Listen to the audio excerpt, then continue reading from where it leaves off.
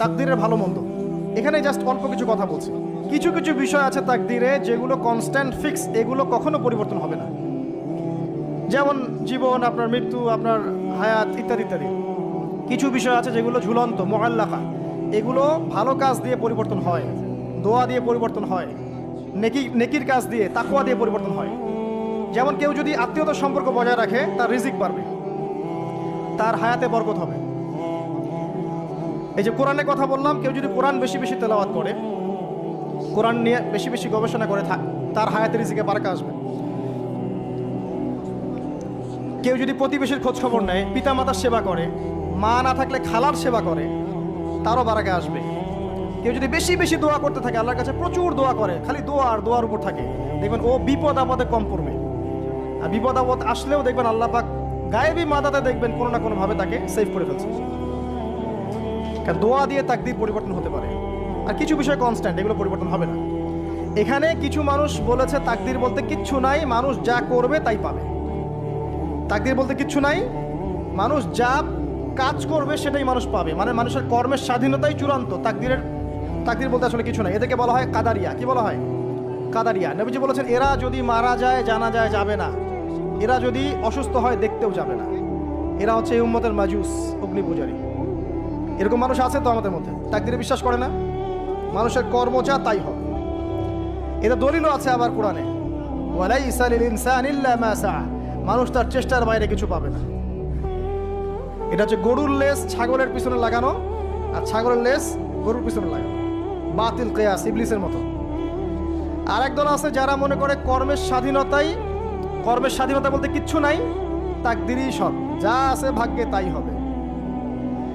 আমার কাজের কোনো স্বাধীনতা নাই, আল্লাহ চাইলে ভালো করতে পারবো, না চাইলে পারবো না। চুরি করছি কেন? আল্লাহ তাকদীরে লিখছিলেন তাই চুরি করছি। জেনা করলাম কেন? ঘুষ খাইলাম কেন? দুর্নীতি কেন করে? আল্লাহ লিখছেন তাকদীরে তাই, আমার তো কিছু করার নাই। ওমর রাদিয়াল্লাহু আনহুর কাছে এরকম একজন ব্যক্তি আসছিলেন, একদিন বলছিলাম, এসে বলছে, আমি তো চুরি করি নাই, আল্লাহ তাকদীরে লিখছেন তাই আমি চোর হয়েছি। ইবনুল খাত্তাব তিনি বললেন যে ঠিক আছে, কোনো সমস্যা নাই, যে আল্লাহ তোমার তাকদীরে লিখেছেন তুমি চুরি করবা, সে আল্লাহ আমার তাকদীরে লিখেছেন আমি তোমার হাত কেটে ফেলবো। এই আর কি। এদেরকে বলা হয় আবার জাবারিয়া। এদের নাম কি? জাবারিয়া। এদেরও দলিল আছে, আম লিল ইনসানি মা তামান্না ফালিল্লাহিল আখিরাতু ওয়াল উলা, মানুষ যা চায় তাই কি সে পাবে? আল্লাহর হাতেই সমস্ত ক্ষমতা। মানে এরা হয়েছে কি, দুইজন দুই দুয়ারে চলে গেছে। এর মাঝখানে ব্যালেন্সটা কি? তাকদীর আল্লাহর হাতে। আল্লাহ পাক তাকদীর লিখেছেন আসমান জমিন সৃষ্টির 50,000 বছর আগে, এরপরে আবার মায়ের গর্ভে যখন রূহ আসে তখনও, তারপরে লাইলাতুল কদরে তাকদীর আবার বাজেট পেশ করা হয়। নবী সাল্লাল্লাহু আলাইহি ওয়াসাল্লাম বলেছেন সাহাবীদেরকে যে মানুষকে যে ফলাফলের জন্য সৃষ্টি করা হয়েছে, পৃথিবীতে তার কাজ সেরকমই হবে। মানে যাকে আল্লাহ পাক জান্নাতের জন্য সৃষ্টি করেছেন, পৃথিবীতে সে সেরকমই কাজ করতে থাকবে। যাকে আল্লাহ পাক জাহান্নামের জন্য সৃষ্টি করেছেন, বা যার তাকদীরে লেখা আছে সে জাহান্নামে যাবে, পৃথিবীতে তার কাজও তেমনই হবে। সূরা লাইলের মধ্যে দলিল আছে। এই 6টা বিষয় হচ্ছে ইমানের পিলার। মনে থাকবে ইনশাআল্লাহ। আল্লাহর প্রতি বিশ্বাস, মালায়েকা, কুতুবিহি ওয়া রুসুলিহি ওয়াল ইয়াউমিল আখির ওয়াল কদরি খায়রি ওয়া শাররি। এই 6টা পিলারকে মনে বিশ্বাস করা, মুখে স্বীকার করা, আর কাজে বাস্তবায়ন করার নাম হচ্ছে ঈমান। মনে থাকবে ইনশাআল্লাহ। মনে বিশ্বাস, মুখে স্বীকার, আর কাজে বাস্তবায়নের নাম কি? ঈমান। শুধু মনে বিশ্বাস করি, কাজ নাই, ঈমান আছে? ঈমান আছে, নামাজ পড়ি না, চলবে? চলবে না। এখানে 2টা দল আছে, ভালো করে বোঝেন এই জায়গাটা। এক দল হচ্ছে মনে করে জাস্ট মুখে লা ইলাহা ইল্লাল্লাহ একবার বললেই জান্নাত। কথা বুঝতে পারছেন? এদেরকে বলা হয় মুরজিয়া। কি বলা হয়? মুরজিয়া, মানে শৈথিল্যবাদী। আরেক দল আছে যারা মনে করে মানুষ কবিরা গুনাহ করলেই কাফের হয়ে যায়, এদেরকে বলা হয় খারেজি। কি বলা হয়? খারেজি। পৃথিবীতে যত দেশে দেশে এই যে জঙ্গিবাদ ছড়িয়ে পড়েছে, এর মূল আকীদা হচ্ছে এই যে খারেজি আকীদা। যারা মনে করে যে কেউ যদি কবিরা গুনাহ করে কাফের হয়ে যাবে, অতএব তাকে মারা জায়েজ আছে, এই জন্য তাকে মারা, তার রক্তকে হালাল মনে করা, তার সম্পদ লুটে নেওয়া, এগুলো ওরা জায়েজ মনে করে, নেকির কাজ মনে করে। এটা খারেজি আকীদা। আর মাঝখানের আকীদা হচ্ছে আহলে সুন্নাহ ওয়াল জামায়াতের আকীদা। সেটা হচ্ছে মনে বিশ্বাস, মুখে স্বীকৃতি, ঠিক আছে, এটা বেস, আর কাজ হচ্ছে ফুরু বা শাখা। কাজ করতে গিয়ে কারো ভুল ত্রুটি ভালো মন্দ হতে পারে। যদি কেউ কবিরা গুনাহ করে ফেলে, তার জন্য তওবার দরজা খোলা আছে, সে কাফের হয়ে যাবে না। হায়েস্ট সে বরং ফাসেক বা জালেম হতে পারে। এই অবস্থায় মারা গেলে আল্লাহ তার বিচার করবে। এই হচ্ছে আহলুস সুন্নাহ ওয়াল জামায়াতের আকীদা। এরপরে ওই ব্যক্তি বলেন আপনি সত্য বলেছেন। আবার প্রশ্ন করলেন মাল আখবিরনি আনিল ইহসান, ইহসান কাকে বলে? নবীজি উত্তর দিলেন আল ইহসান আন তা'বুদাল্লাহা কাআন্নাকা তারাহ।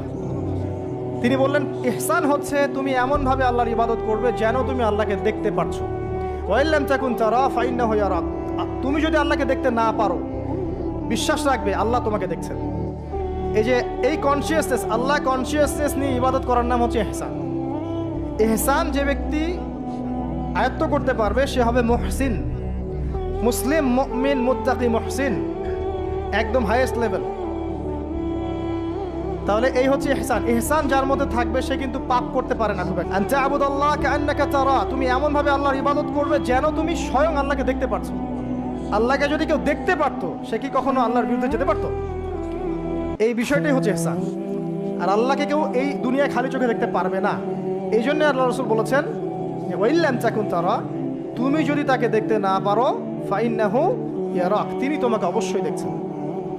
আল্লাহকে হাজির নাজির জেনে ইবাদত করতে হবে। আল্লাহ পাক তৌফিক দান করুন, আমিন। প্রত্যেকটা কাজ, নামাজ, রোজা, হজ, যাকাত, জিকির, আজকার, তাসবিহ, তাহলিল, সবকিছু, ব্যবসা বাণিজ্য, চাকরি বাকরি যা আছে সব আল্লাহকে হাজির নাজির জেনে করলে মানুষ হারাম থেকে বেঁচে থাকতে পারবে ইনশাআল্লাহ। চতুর্থ প্রশ্ন করেছেন এই ব্যক্তি, আখবিরনি আনিস সাআহ, আমাকে কিয়ামত সম্পর্কে বলুন। নবীজি বলছেন মাল মাসউলু আনহা বিআ'লামা মিনাস সাইল। এই ব্যাপারে প্রশ্নকারী আর যে উত্তরদাতা এর বেশি কেউ কিছু জানে না। যাকে জিজ্ঞেস করা হচ্ছে আর যে জিজ্ঞাসা করছে তাদের জ্ঞান সমান। আমি আসলে জানি না কবে কিয়ামত হবে। কেউ জানে কবে কিয়ামত হবে? সূরা লুকমানের শেষে আছে না, ইন্নাল্লাহা ইনদাহু ইলমুস সাআহ ওয়া ইউনাজ্জিলুল গায়স ওয়া ইয়ালামু মা ফিল আরহাম ওয়া মা তাদরি নাফসুম বিআই মাযা তাকসিবু গাদা ওয়া মা তাদরি নাফসুম বিআই আরদিন তামুত। পাঁচটা বিষয় আল্লাহ ছাড়া কেউ জানে না। কিয়ামত কবে হবে, বৃষ্টি কখন কোথায় বর্ষিত হবে, আগামীকাল কোন নফস কি অর্জন করবে কি হারাবে, কার মৃত্যু কোথায় হবে, এগুলো আল্লাহ ছাড়া কেউ জানে না। তো এই জন্য তিনি বলেছেন মাল মাসউলু আনহা বিআ'লামা মিনাস সাইল, এই বিষয়ে জিজ্ঞাসিত ব্যক্তি প্রশ্নকারীর চেয়ে বেশি জানে না। তিনি থেমে যান নাই প্রশ্নকারী, তিনি বলছেন আখবিরনি আন আমারাতিহা। আচ্ছা, আপনার তো জানা নাই এক্স্যাক্টলি কবে কিয়ামত হবে, তাহলে আপনি বলেন এর কিছু আলামত বলেন, সায়েন্স বলেন। নবীজি বললেন দুইটা মাত্র। একটা হচ্ছে আউযু বিকালিমাতিল্লাহি তাম্মাতি মিন শাররি মা খালাক, এই দোয়াটা আউযু বিকালিমাতিল্লাহি তাম্মাতি মিন শাররি মা খালাক, তিনবার, সকালে 3, সন্ধ্যায় 3, 6। আরও আছে 7, হাসবিয়াল্লাহ লা ইলাহা ইল্লা হু আলাইহি তাওয়াক্কালতু ওয়া হুয়া রাব্বুল আরশিল আযীম, সকালে সন্ধ্যায় 7 বার করে। কয়বার করে? 7 বার করে। মনে থাকবে না, ভুলে যাবেন, ওই যে রেকর্ডিং দেখে নিয়েন। 7। 8 নাম্বার 3 বার, সকালে 3, রাত্রে 3, রাদিতু বিল্লাহি রাব্বান ওয়া বিল ইসলামি দীনান ওয়া বি মুহাম্মাদিন নাবিয়্যা। 8। 9 দরুদ শরীফ, আল্লাহুম্মা সাল্লি আলা মুহাম্মাদ ওয়া সাল্লিম, এতটুকু, আল্লাহুম্মা সাল্লি আলা মুহাম্মাদ ওয়া সাল্লিম, অথবা আল্লাহুম্মা সাল্লি ওয়া সাল্লিম আলা নবিয়িনা মুহাম্মাদ, সকালে 10, রাত্রে 10। আর একটা হচ্ছে সূরাতুল কাফিরুন। কোন সূরা? সূরা কাফিরুন, রাত্রেবেলা পড়বেন। এই আমলগুলো নিয়মিত করলে, এই যে চোখ লাগা বলেন, আর এই বদনজর বলেন, আপনার জিন শয়তানের অনিষ্ট বলেন, বা তাবিজ কবজ বলেন, এই যে বানটোনা বলেন, কবিরাজের তন্ত্রমন্ত্র বলেন, ঠিক আছে, দৃশ্য অদৃশ্যের কোনো অনিষ্ট ইনশাআল্লাহ তাআলা আপনার কোনো অনিষ্ট করতে পারবে না ইনশাআল্লাহ। মনে থাকবে। আর সর্বশেষ কথা হচ্ছে নিজের বাসায় কোরআন তেলাওয়াত বাড়িয়ে দিবেন। সূরা বাকারা, সূরা আলে ইমরান ছাড়বেন না। কোন সূরা? সূরা বাকারা, সূরা আলে ইমরান। সূরা বাকারা, আলে ইমরান যে বাসায় তেলাওয়াত করা হয় শয়তান সেখান থেকে পালিয়ে যাবে ইনশাআল্লাহ। ঠিক আছে? আল্লাহ পাক আমাদের সবাইকে এই আমলগুলোর মধ্য দিয়ে রাতকে এনজয় করার তৌফিক দান করুন, এবং এভাবেই আমাদের জীবনের প্রতিটা রাতকে উপভোগ করার তৌফিক দান করুন। আর একটা দোয়া শেখাই দেই ইনশাআল্লাহ। এই দোয়া করলে রিজিক তো বাড়বেই ইনশাআল্লাহ। আপনার যত ঋণ আছে ইনশাআল্লাহ আল্লাহ পাক শোধ করে দিবেন। বিশ্বাস করলেন না? এই দোয়া শিখাই দিচ্ছি, এজন্য আমাকে হাদিয়া দেওয়া দরকার। স্পেশালি আমাকে এখন হাদিয়া দেওয়া দরকার। এটা গুরুত্বপূর্ণ দোয়া শিখাই দিচ্ছি। আলী রাদিয়াল্লাহু আনহু বলেছেন, কোনো ব্যক্তির যদি পাহাড়ের সমানও ঋণ থাকে, এই দোয়া যদি আমল করে আল্লাহ পাক ওই ঋণও শোধ করে দিবেন ইনশাআল্লাহ। আর ঋণ কেমন জানেন? ওই যে এখন মানুষ ঋণ নিচ্ছে 1 কোটি টাকা ব্যাংক থেকে, 2 কোটি টাকা ব্যাংক থেকে, হ্যাঁ, কত বছর, 10 বছরের জন্য, 20 বছরের জন্য বাড়ি করছে, তাই না? তার ধারণা এমন যে সে মারা গেলে তার ঋণটা কেউ না কেউ শোধ করে দিবেই দিবে, তাই তো? আর আল্লাহর রসুল কি বলছেন দেখেন, একজন মারা গেছেন, নবী সাল্লাল্লাহু আলাইহি ওয়াসাল্লামের সময় একজন মারা গেছেন।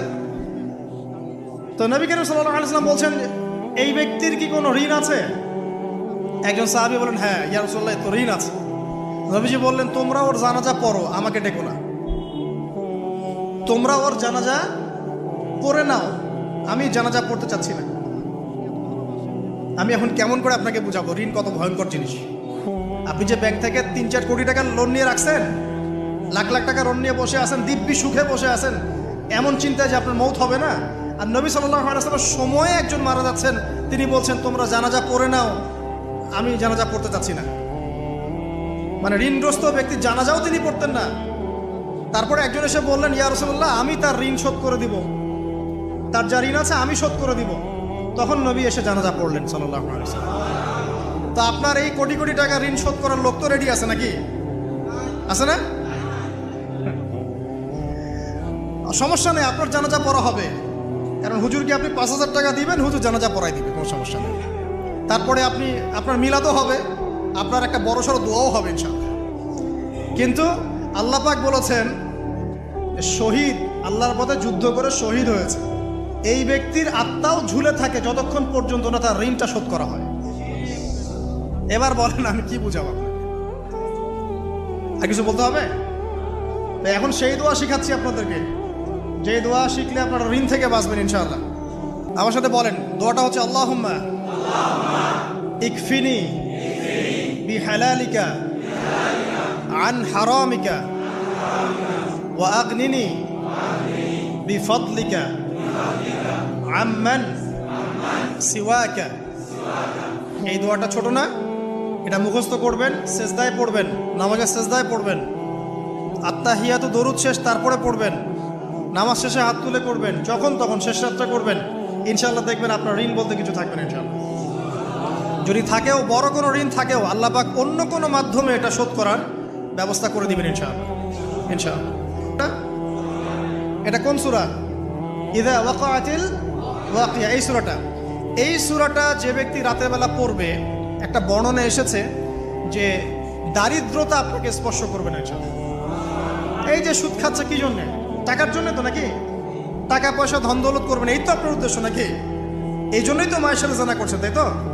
আল্লাহ বলছেন সূরা ওয়াকিয়া পড়েন, আপনার দারিদ্রতা দূর হয়ে যাবে ইনশাআল্লাহ। বিশ্বাস হচ্ছে না?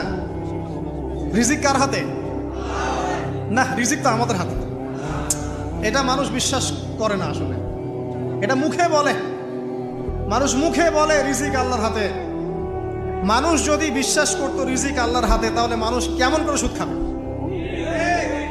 ও মনে করছে রিজিক আমার হাতে, আমি যদি খাই সুদ তাহলে আমি গেইন করব, যদি না খাই তাহলে আমি দারিদ্রতায় ভুগবো নাকি? যদি আমি ঘুষ নেই তাহলে আমার উন্নতি হবে অর্থনৈতিক, যদি না নেই তাহলে আমি মরে যাব, না খেয়ে মরে যাব। যদি আমি দুর্নীতি করি তাহলে আমি বাঁচবো, আমার সন্তানরা ভালো থাকবে, যদি না করি আমি দারিদ্রতায় মরে যাব, তাই তো? এই কনসেপ্ট ছাড়া কেউ এগুলা কাজ এমনি করতে পারে নাকি? নিঃসন্দেহে আমরা মনে করি যে রিজিকের মালিক আমরা, আল্লাহ নয়। শুধু মুখের মধ্যে বলি যে রিজিকের মালিক আল্লাহ। রিজিকের মালিক যদি আল্লাহ হতো তাহলে আমি হালাল পথে থাকতাম এবং তাওয়াক্কুল করতাম যে আল্লাহ আমাকে যা রিজিক দিয়েছেন তা তো আসবেই, আসবে না? আসবেই। আপনাকে যদি আল্লাহ পাক, কি বলবো, এটা কোন জেলা? লালমনিরহাট। লালমনিরহাটের 100 একর জায়গায় যত ধান হয়, এতগুলো ধান যদি আপনার আমল নামায় লেখা থাকে, মানে আপনার আমল নাম হচ্ছে রিজিকে, তাকদিরে আপনার তাকদিরে যদি লেখা থাকে যে আপনি 100 একর জমির ধান খাবেন তারপর মরবেন, আছে না লেখা? আচ্ছা, একটা দানা কম বেশি হবে? আপনি যদি আল্লাহর প্রতি তাওয়াক্কুলই করেন তাহলে আপনি আল্লাহর পথে থাকবেন, বিশ্বাস করবেন যে আল্লাহ পাক যেটা লিখে রাখছে আমার তাকদিরে রিজিক, এর একটা দানা রেখেও আমি পৃথিবী থেকে যাব না, সিম্পল। তখন আপনার অন্য পথে যাওয়ার কোনো কারণ নাই। আর যখন আপনি বিশ্বাস করবেন না, না এটা আমার হাতে, আমি যত পরিশ্রম করব তত রিজিক বাড়বে, আমি যত ঘুষ নিব তত বাড়বে, যত সুদ খাবো তত বাড়বে, যত দুর্নীতি করবো তত বাড়বে, তখন তো রিজিকের এই পুরো দায়িত্বটা আল্লাহ পাক আপনার হাতে ছেড়ে দিবেন। আল্লাহ পাক আপনাকে কোনো বারাকা দিবেন না। ইয়ামহাকুল্লাহু রিবা ওয়া ইউরবিস সাদাকা। সদকা করলে সম্পদ বৃদ্ধি পায়, আর রিবার মধ্য দিয়ে সম্পদ ধ্বংস হয়ে যায়, একদম মাটিতে মিশে যায়। এটা সমাজের নিচু লেভেল থেকে উঁচু পর্যন্ত দরিদ্র মানুষদেরকে আরো দরিদ্র করবে আর ধনীদেরকে আরো ধনী করবে। সম্পদ এক শ্রেণীর মানুষের হাতে গিয়ে জমা হয়ে যাবে, সবার হাতে সম্পদ এভাবে সার্কুলেট করতে থাকবে না। আর যখন আপনি জাকাত ভিত্তিক অর্থনীতি চালু করবেন, সদকা করবেন, হালালে থাকবেন, ব্যবসা করবেন, তখন সম্পদ এক হাত থেকে আরেক হাতে ঘুরতে থাকবে। এটা এমনি বুঝবেন না, ইনশাআল্লাহ আরেকদিন বুঝাবো। আসেন, যে দারিদ্রতা দূর করতে চান, সচ্ছলতা চান, কয়েকটা কাজ করেন। এই যে বললাম, 1 নম্বর সূরাতুল ওয়াকিয়া তেলাওয়াত করেন, 5 ওয়াক্ত নামাজ জামাতে পড়েন, ডেইলি কিছু সময়ের জন্য কোরআন তেলাওয়াত করেন, আর আল্লাহর কাছে রিজিক চান, জিকির বেশি বাড়ায় দেন। পারবেন না ইনশাআল্লাহ? তো রাত সংক্রান্ত নবী সাল্লাল্লাহু আলাইহি ওয়াসাল্লামের বেশ কিছু আমল আছে। এই আমলগুলো আল্লাহ পাক আমাদের সবাইকে করার তৌফিক দান করুন, আমিন। তার মধ্যে প্রথম আমলটা হচ্ছে, সূর্য ঢলে গেলে নবী করিম সাল্লাল্লাহু আলাইহি ওয়াসাল্লাম মাগরিবের সালাত আদায় করতেন, এবং সালাত আদায় করার পর নবী সাল্লাল্লাহু আলাইহি ওয়াসাল্লাম পুরো রাতের জন্য কিছু ইবাদত করতেন। তার মধ্যে অন্যতম হচ্ছে একবার আয়াতুল কুরসি তেলাওয়াত করা। আমাদের মধ্যে আয়াতুল কুরসি সবাই জানি তো?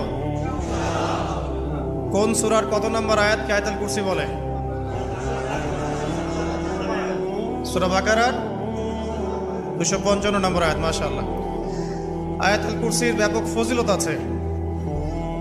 যে ব্যক্তি প্রত্যেক ফরজ নামাজের পর, প্রত্যেক ফরজ সালাতের পরে যে ব্যক্তি আয়াতুল কুরসি তেলাওয়াত করবে, নবী করিম সাল্লাল্লাহু আলাইহি ওয়াসাল্লাম বলেছেন, সেই ব্যক্তির জান্নাতে যাওয়ার জন্য শুধু এতটুকু বাধা, সেটা হলো তার মউত। তার মৃত্যু হয়ে গেলেই ইনশাআল্লাহ সে জান্নাতে চলে যাবে। রাতের বেলা ঘুমানোর সময়ও আয়াতুল কুরসি তেলাওয়াত করতে হয়। এই হাদিসের রাবি হচ্ছেন আবু হুরায়রা রাদিয়াল্লাহু তাআলা আনহু, যাকে নবী সাল্লাল্লাহু আলাইহি ওয়াসাল্লাম গনিমতের মাল পাহারা দেওয়ার দায়িত্ব দিয়েছিলেন। তো প্রথম রাতে আবু হুরায়রা রাদিয়াল্লাহু আনহু লক্ষ্য করলেন যে মাল চুরি করার জন্য একজন এসেছে। তিনি চোরকে ধরলেন। চোর খুব অনুনয় বিনয় করল যে আমার অবস্থা খুব খারাপ, খুব দরিদ্র, আমাকে ছেড়ে দাও। আবু হুরায়রা রাদিয়াল্লাহু আনহু তাকে ছেড়ে দিলেন। পরের রাতে সেই চোর আরও একবার আসলো, তিনি আবার তাকে ধরলেন, আবারও ছেড়ে দিলেন। তৃতীয় রাতে তিনি তাকে ধরলেন এবং বললেন, এবার তোমাকে আমি ছাড়বো না। তখন সেই ব্যক্তি, বিখ্যাত সাহাবী আবু হুরায়রা রাদিয়াল্লাহু আনহুকে বলছেন যে আমি তোমাকে বিশেষ একটা আমল শিখিয়ে দিব, যে আমলটা করলে পরে রাতের বেলা শয়তান তোমার নিকটবর্তী হবে না। তো আবু হুরায়রা রাদিয়াল্লাহু আনহু বলছেন, কি সেই আমল, শিখিয়ে দাও, যদি শিখিয়ে দাও তাহলে ছেড়ে দেব তোমাকে। তখন সেই ব্যক্তি বলছে যে রাতের বেলা কেউ যদি আয়াতুল কুরসি তেলাওয়াত করে ঘুমানোর সময়, সেই ব্যক্তির ধার কাছেও শয়তান আসবে না ইনশাআল্লাহ, এবং আল্লাহ পাকের পক্ষ থেকে একজন ফেরেশতা তাকে পাহারা দিবে ইনশাআল্লাহ। তো রাসূলুল্লাহ সাল্লাল্লাহু আলাইহি ওয়াসাল্লাম পরের দিন ফজরের নামাজে আবু হুরায়রা রাদিয়াল্লাহু আনহুকে দেখে মুচকি মুচকি হাসছেন যে তোমার রাতের সাথীর কি খবর। কারণ ওহীর মাধ্যমে নবী সাল্লাল্লাহু আলাইহি ওয়াসাল্লাম আগেই জেনেছেন কি হয়েছে গত রাতে। এটাই আল্লাহ পাকের ওয়াহী, যেটা কোনো বিজ্ঞান যুক্তি দর্শনের ব্যাখ্যায় আসবে না। আসবে না। তো আবু হুরায়রা রাদিয়াল্লাহু আনহু বলছেন যে আমি তো ইয়া রাসূলুল্লাহ তাকে ছেড়ে দিয়েছিলাম, পরে আবার এসেছে, আবার ধরেছি, এবার ছাড়বো না পণ করেছিলাম, কিন্তু এবার সে আমাকে একটা আমল শিখিয়ে দিয়েছিল। তো এই আমল শেখানোর বদৌলতে আমি ওকে ছেড়ে দিয়েছি। কি আমল? রাতের বেলা আয়াতুল কুরসি তেলাওয়াত করলে শয়তান নিকটবর্তী হবে না, এবং রাতের বেলা একজন ফেরেশতা আল্লাহর পক্ষ থেকে ওই ব্যক্তিকে পাহারা দিবে ইনশাআল্লাহ। তো রাসূলুল্লাহ সাল্লাল্লাহু আলাইহি ওয়াসাল্লাম বলছেন এই কথা শুনে যে তোমার কাছে এসেছিল সে হচ্ছে ইবলিস, শয়তান। সে যতগুলো কথা বলে তার বেশিরভাগ কথাই সে মিথ্যা বলে, তবে এই কথাটা সে সত্য বলেছে। তার মানে আয়াতুল কুরসির ফজিলত কে জানিয়ে দিল? তাহলে জ্ঞান যদি সত্য হয়, জ্ঞানটা যদি সত্য হয়, মানে আল্লাহ এবং তার রাসূলের দলিল থাকে সেখানে, তো সেই সত্য জ্ঞানটা নেয়ার ব্যাপারে কোনো প্রতিবন্ধকতা থাকবে? থাকবে না। যে কোনো ব্যক্তি এমন কোনো কথা বলুক যেটা কোরআন এবং সুন্নাহর সাথে মিলে গেছে, এই কথা নিতে কি কোনো আপত্তি আছে? নাই। আর যে কোনো ব্যক্তি যত বড় আলেম হোক আর স্কলার হোক আর বুদ্ধিজীবী হোক না কেন, তার কথা যদি কোরআন সুন্নাহর সাথে না মেলে, সেই কথা কি আমরা গ্রহণ করব? এই সহজ কথাটা মেনে নিলে কিন্তু মুসলিমদের মাঝে কোনো ইখতিলাফ থাকে না।